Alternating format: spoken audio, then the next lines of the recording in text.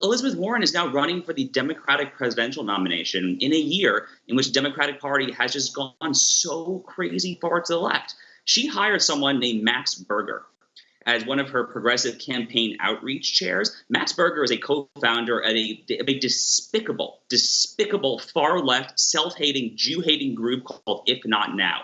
If Not Now is so radically left that they protest Shabbat services for Jews observing Sabbath.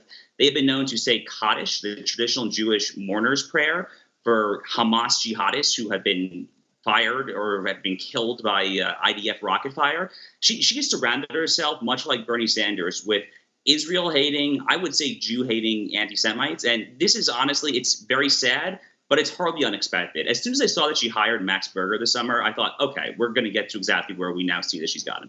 Well, the only positive thing, the only silver lining here is that we at least are seeing her true colors before it's too late. The other thing is her answer was actually very uneducated because the United States stopped economic aid to Israel back in 2007. That's not something that currently happens. We provide military aid to Israel right now, but not economic aid. And if you're talking about the military situation, the Israeli-Palestinian conflict here, I think we have to ask ourselves the question, what is the barrier to peace here?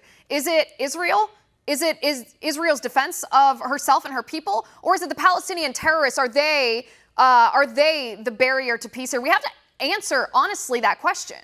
Yeah, we really do. And you know what? My friend David Bragg, who used to be the executive director of Christians United for Israel and now runs a group called Maccabee Task Force, he has a really wonderful video for PragerU. I think he did about two and a half years ago, where he really nicely goes back to the history, to the beginning of the 20th century, and he systemically shows over and over again that it is the Palestinian Arabs who are the obstacle for peace. They have turned down Israeli offers of peace as far back as the United Nations' original two-state partition in November 1948, where the Jews accepted a tiny sliver of land, barely enough to sustain a civilization, and the Arabs said no and then tried to kill the Jews the very next day. The same thing happened in 2000 at Camp David. It happened in 2008 when Ehud Barak gave probably the most generous offer, or actually that was Ehud Olmert, 2000 was Barak. And then also in 2010, Prime Minister Netanyahu, as a sign of goodwill to Barack Obama, did exactly what Liz Warren wants Israel to do. He had a 10-month freeze on so-called settlements. The so-called settlements are actually legally fine. The left gets this wrong, but we can talk about that perhaps another day.